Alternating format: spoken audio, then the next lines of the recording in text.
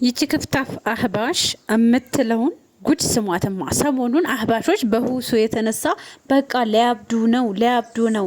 ለምን የአላህ ሱብሃነሁ ወተዓላን ትክክለኛ ነገር ተናገረ ብለው ሊያብዱ ነው። በቃ እፎይን ደግፈው ማለት ነው። በቃ ሊያቆሙ አልቻሉም። የምትለውን ይቺ ባለየ ክፍታፍ እንስማትማ። ሰለምቴዎች ኮሜንት እየጻፉ ነው። አላህ እናገኛለን ብለን ለካ አላገኘንም እያሉ ነው እያለች ነው። እንደሷ አህባሽ ስላልሆኑ ማለት ነው። ውሸታም ነች ቀዳዳ። ሰለምቴዎች፣ ክርስቲያን ወገኖች፣ ነባር ሙስሊሞች ይህንን ቪዲዮ እንድሰሙ ትፈልጋለሁ። ከተቻለ ደግሞ ሸር ብታደርጉት በጣም ትልቅ ነገር ነው። እንግዲህ በሰሞኑ በሁሱና በእፎይ መካከል በነበረው ምንድን ብሽሽቅ በጣም ብዙ ሰለምቴ እህት ወንድሞች ጭንቀት ውስጥ ናቸው። ጨነቀን፣ ምን ይብቃን፣ አላህን ብለን መተን ግን ያገኘነው አላህን አይደለም እሳ የሚሉ ኮሜንቶች ኢንቦክሴን ጭምር አጨናንቀውታል። ይሄ ቪዲዮ በሁሱና በእፎይ ላይ ቪዲዮ በሰራ ውስጥ መካከል በተለይ ሰለምቴዎች ኮሜንታቸውን ብታዩ በጣም ልባቸው ይሰበራል።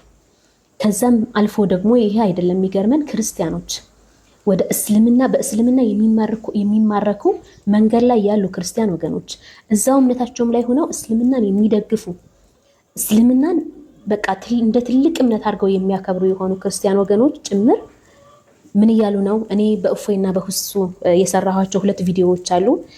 ሁለቶችም አንደኛው ከ100 ምናምን ሺህ በላይ አንደኛው 80 ምናምን ሺህ ደርሷል። በዛ ኮሜንት ውስጥ ያለው በዛ ኢንቦክስ የተደረገልኝ በፌስቡክም እንደዚሁ ለሁሉም መመለስ አልቻልኩም። ስለዚህ ይህ ቪዲዮ መልስ ይሆነኛል ብዬ ነው ይዤ የመጣሁትና በትዕግስት ስሙት። እነሱም ጭምር ምንድነው እስልምና ይህ ነው ወይ የምትገዙት ጌታ የምትሰግዱ? የጨነቀሽ አንቺ ነሽ። ለምን እንደው ታውቂያለሽ? አንቺ ጫት እየቃምሽ ጫት ሲጠፋ በጣም ነው የሚጨንቅሽ። ለዛ ነው እንጂ ሰለምቴዎች አልሐምዱሊላህ አላህን ብለው ሀቅን አቀው እስከመጡ ድረስ አይጨንቃቸውም።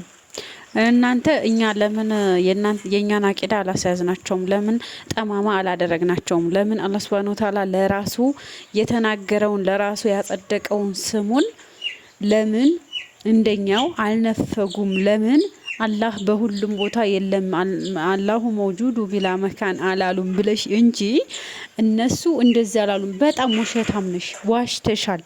አንድም ኮሜንት ላይ እንደዛ የተባለ የለም። አንድም ሰለምቴ እንደዛ ያለ የለም። አልሰማሽም እንዴ? እንደውም ሁሱ እኮ ከውይይቱ ወዲህ 40 ክርስቲያን ነው ያሰለመው ማለት ነው። አላሁ አክበር 40 ልጆችን ነው ያሰለመው፣ ሴቶችን ወንዶች፣ ከውይይቱ ወዲህ ማለት ነው። አይገርምም? አንቺ ግን እዚህ ጋር ትቀደጃለሽ፣ ተዋሻለሽ።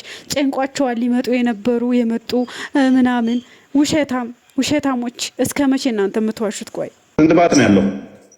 ባት ተብሎ የተገለጸው በቁጥር አልተገለጸም። አላህ ተገልጿል በቁርአን። يقول الله عز وجل ليس كمثله شيء እኔ ምንም ነገር አምሳያ የለኝም ማለት እኮ ባት ተብሎ ነው የተገለጸው በቁጥር አልተገለጸም ሲልህ ወላሂ በቁርአን ተገልጿል አልክ። ወላሂ ብለህ ነው የማልከው። ለዚህ መረጃ ያቀረብከው ደግሞ ليس كمثله شيء ብለህ ነው ቆጣ ብለህ ማለት ነው። ይህንን መረጃ ማምጣትህ ደግሞ ከምትመልሰው መልስ ጋር በምንም ተአምር ተመሳሳይ አይደለም። ባት ለሚለው መልስህ ሌላ ነው መሆን ያለበት። ሲጀመር እፎይን አሰልጥናችሁ የላካችሁት እናንተው ናችሁ። ከኋላ እንደ መሪ አድርጋችሁ የምትከተሉት እፎይ ሆኗል። በግርግር ብዙ ቪዲዮ ሰርተሃል። ይህ ደግሞ በማጭበርበርና በማምታታት ፎሎውና ላይክ ለመለቃቀም እንጂ ሐቅን ፈልገህ አይደለም። እኔ ምንም ነገር አምሳያ የለኝም ማለት እኮ የግዴታ ብልት የለውም፣ እንትን የለውም፣ ዶሮ የለውም፣ አፍንጫ የለውም ወይ? ኧረ ተናደርክ፣ ተበሳጨህ። ብልት የለውም አለው ያለው ማነው? አፍንጫ የለውም አለው ያለው ማነው? ራሳችሁ ይህን ጉዳይ ታነሳላችሁ። ራሳችሁ ደግሞ እንደ መከራከሪያ አጀንዳ አድርጋችሁ ትለፋላችሁ። አላህ ከፍጡራኑ ጋር አይመሳሰልም። ለይሰ ከሚስሊሂ ሸይኡን ወሁወ ሰሚዑል በሲር። ሲቀጥል እናንተ አህባሾች ሰሚዑል በሲር የሚለውን ቁርአን አትጠቀሙትም። ለይሰ ከሚስሊሂ ሸይ እኔ ምንም ነገር አምሳያ የለኝም ማለት አቂዳችሁን ስለሚነካው ነው። ሰሚና ተመልካች ነው ማለት ፍጥረታትን ተመሳሰለ ማለት አይደለም። በቁርአን ላይ የተገለጹት በሙሉ ቀጥታ እንደ ፍጡር ብልት አድርጎ መተርጎም ስህተት ነው። እነዚህ ቃላት የአላህን ታላቅነት ችሎታ ወይንም ክብር የሚገልጹ እንጂ የራስህን የሰውነት ክፍል መቅረጽ የለብህም። የተጻፈልህን ተቀበል። ቁርአን አታበላሽ። ከእስልምና አትውጣ። በጭንቅላት ውስጥ የምትስለውን ማንኛውም ምስል አላህ ሊሆን አይችልም። ምክንያቱም አእምሮህ የሚያስበው ያየውን የሰማውን ነገር ብቻ ስለሆነ አላህ ደግሞ ከእነዚህ ሁሉ የላቀ ነው። አካል ያላቸው ነገሮች በሙሉ የተፈጠሩ ቦታ የሚይዙና የሚለዋወጡ ናቸው። አላህ ግን የማይለዋወጥና የቦታ ፈጣሪ የሆነ ራሱንም ከአርሽ በላይ ነኝ ያለ ነው። ታዲያ ምን ይሁን ነው የምትሉት? ሰሉ ዐላ ረሱሊላህ። እናንተ ሙስሊም መሆናችሁ ራሱ ጥያቄ ምልክት ውስጥ የሚገባ ነው። የኛ አላህ የእናንተ አላህ የሚለይ ከሆነ ሂድ፣ እዛ የምትሄድበት ሂድ። ሙስሊሙም ክርስቲያኑ ማወቅ አለበት። ምንም ተደባብሶ የሚያልፍ ነገር የለም። አላህ ጭንቅላት አለው የለውም? እሺ አላህ ጭንቅላት አለው የለውም የሚል በቁርአንም በሆነ በሐዲስ ላይ አልተገለጸም። ስለዚህ አለው ብለንም እኛ አንናገርም፣ የለውም ብለንም አናስተባብልም። ምክንያቱም በቁርአን በሐዲስ ላይ በነቢያት አንደበት የመጣን ብቻ የምንቀበል እንጂ የማንጨምር የማንቀንስ ስለሆነ። ቀጥል ጓበስ አንዴ በቃ ስልት አበቃለህ። ስለዚህ አላህ ጭንቅላት ይኖረው በቁርአንም በሐዲስም አልተነገረም። የለውምም አለውም አትልም። ስለዚህ ጭንቅላት ሊኖረውም ይችላል ላይኖረውም ይችላል። አንገትስ አለው የለውም? እርሱም አልተገለጸም። ብልትስ አለው የለውም? እርሱም አልተገለጸም። ስለዚህ አላህ ወንድ ሊሆን ይችላል፣ ሴት ጾታ ሊኖረው ይችላል። ኦኬ አንጀትስ አለው የለውም? ጾታ አለው ሊኖረውም ላይኖረውም ይችላል ያለህ ማን ነው? አንተ ነህ ያልከው እኮ የለውምም አለውም አንልም አልከን እኮ። ጾታ ላወራው አንተ ነህ ያልከው። አሁን ስለ ጾታ አንስተሃል። ጾታ ሊኖረውም ላይኖረውም ይችላል ያለህ ማን ነው? ያለህ ማን ነው? ወላሂ ያመጣው የራሱን ፍልስፍና እንዴት እንደሚሰራ አዳምጥ። አትጩህ፣ እየረበሽክ ስለሆነ አታቋርጥ። ስለዚህ ቆይ አዳምጥ። እሺ አምላክ ጭንቅላት ይኑረው አይኑረው አታውቅም? ቆይ አምላክ ጭንቅላት ይኑረው አይኑረው አታውቅም? አንገት ይኑረው አይኑረው አታውቅም? ብልት ይኑረው አይኑረው አታውቅም? የምታመልከው ጎበዝ። ኦኬ ስንት እግር አይሚን ስንት ጉልበት አለው የለውም? አልተገለጸም። ባትስ አለው የለውም? አለ። ስንት ባት ነው ያለው? ባት ተብሎ የተገለጸው በቁጥር አልተገለጸም። አላህ ተገልጿል በቁርአን። የቁል አላሁ ዐዘ ወጀል ለይሰ ከሚስሊሂ ሸይ። እኔ ምንም ነገር አምሳያ የለኝም ማለት እኮ የግዴታ ብልት የለውም፣ እንትን የለውም፣ ጆሮ የለውም፣ አፍንጫ የለውም ወይ? ኧረ እናስብ እያንዳንዱ። መርሐባ እናንተ የእፎይ ወንድሞች ቤተሰቦች በጣም አጋሮች ነን አላችሁ። በጣም አልመርኡ መዐ መን አሐበ የውመል ቂያማ፣ የቂያማ ቀን ከወደደው ሰው ጋር ነው የሚቀሰቀሰው። ኢንሻአላህ አብራችሁ ትቀሰቀሳላችሁ። እናንተ አላህ ሂዳያ ይስጣችሁ። ግን ሂዳያ ነው የምንመኘው እኛ። የኛ ነብዩ አለይሂ ሰላቱ ሰላም ያስተማሩን አላህ በቁርአን ላይ የነገረን እናጸድቃለን፣ ያልነገረንን ደግሞ አናጸድቅም። አው አልተገለጸም። ባት አለው፣ አው ባት አለው። አላህ አንተ ስለተሸማቀቅ፣ አንተ ልብህ ስላልተቀበለው፣ ጆሮ መስማት ስለሰቀጠጠው የለውም ብለን እንካድ? አለው። የውመ ይክሸፉ አን ሳቂን ባትስ ነው። ምን አይነት ባትስ አናቅም። አላህ እጅ አለው፣ አዎ እጅ አለው። ምን አይነት እጅ አናውቅም። አላህ እግር አለው፣ አዎ እግር አለው። ምን አይነት እግር አናውቅም። ስለ ጀርባ፣ ስለ አፍንጫ፣ ስለሆነ ነገር ትጠየቃለህ።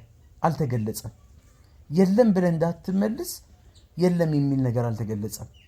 አለ ብለህ እንዳትመልስ አተቁሉን አለላሂ ማ ላ ተዕለሙን፣ በአላህ ላይ የማታውቁትን ትናገራላችሁ በሚለው ያስጠይቃል።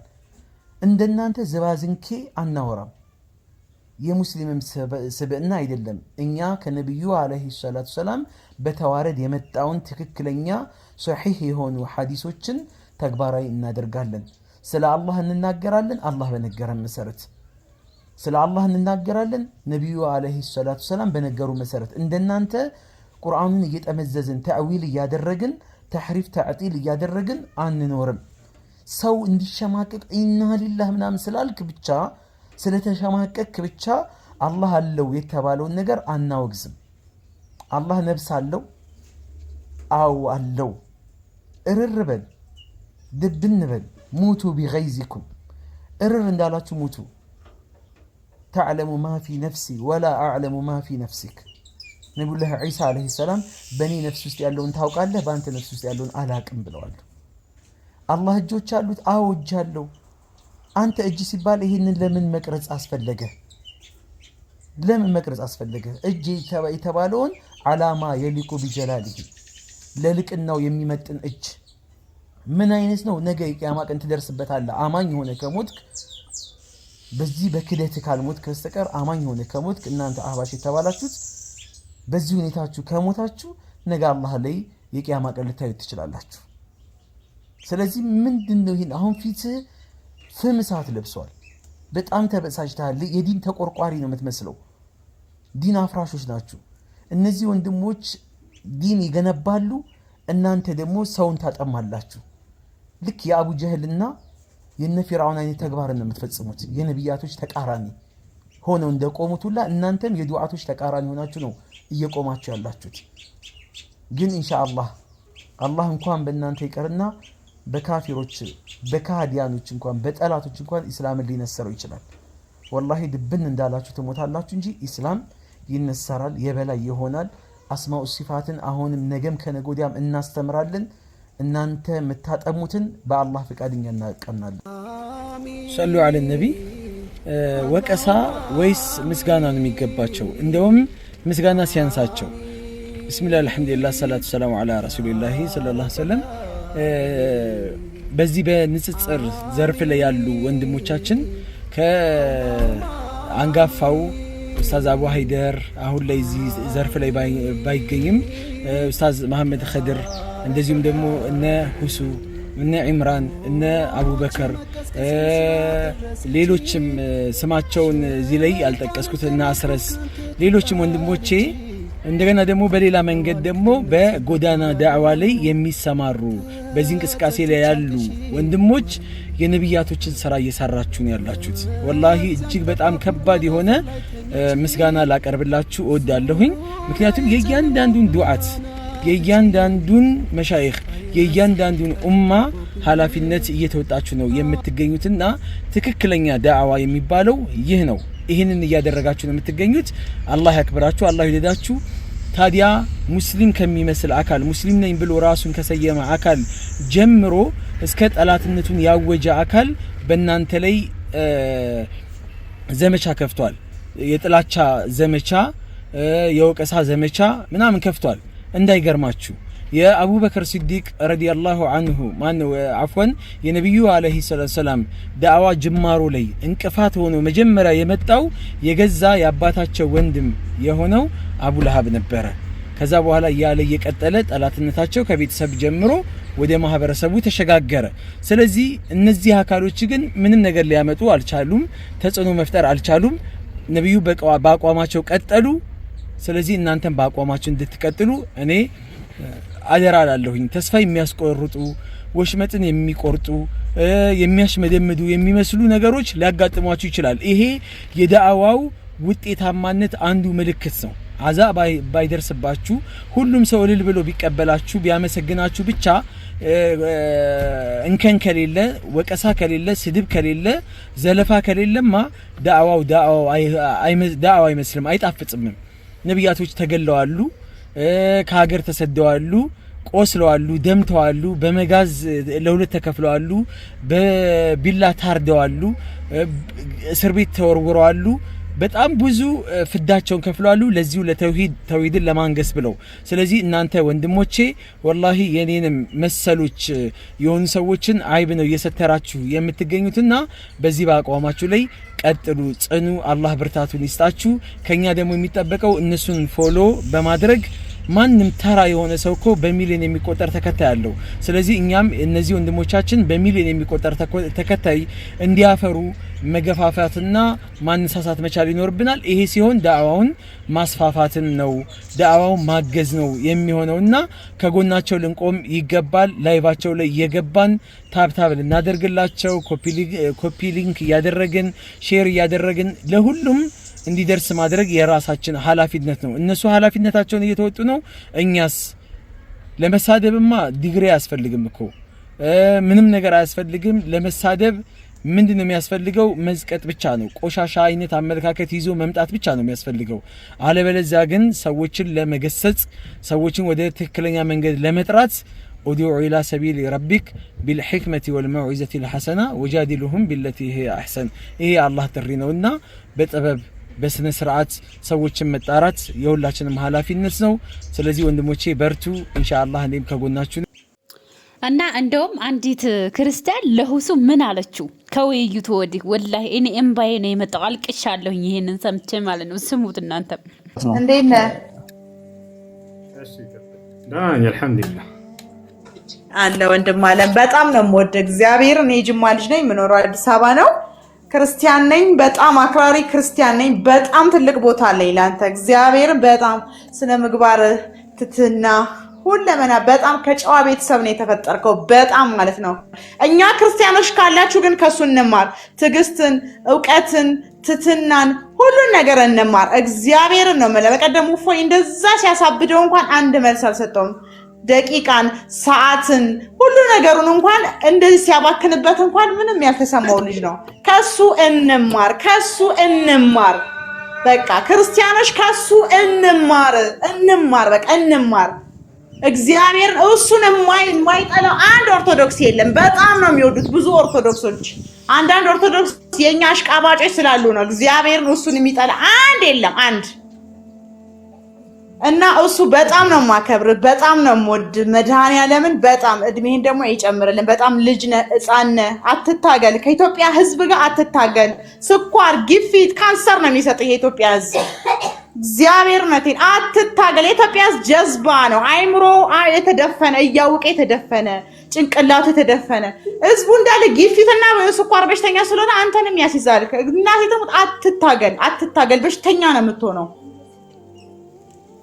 ፍልፍል አድርገህ ደግሞ አስተምር። በጣም እኔ ራሱ ልማር የምፈልጋቸው ነገር አለ ከእፎይ ሳይሆን ካንተ። በጣም ብዙ ስለኔ ሃይማኖቶች ራሱ ብዙ መማር የምፈልገው ነገር አለ በጣም። እንግዲህ ውይይቱን ሰምታ ምን ያህል እንደተማረከች ወደ እስልምና መምጣትም መማርም እንደምትፈልግ ነው እየተናገረች ያለችውና ያቺ አህባሽ አለችውን እንግዲህ ሰምታችኋል። መምጣት የሚፈልጉ መንገድ ላይ ያሉ ጥያቄን ተገቡ፣ የገቡትም እንደተደናገሩ ስታወራ ነበረ። ሀቆ ግን ይሄ ነው ማለት ነው። እየመረራችሁ ዋጡት። ይሄን ቪዲዮ እስከ መጨረሻው እየሰማችሁ ሰምተናል ብላችሁ ኮሜንት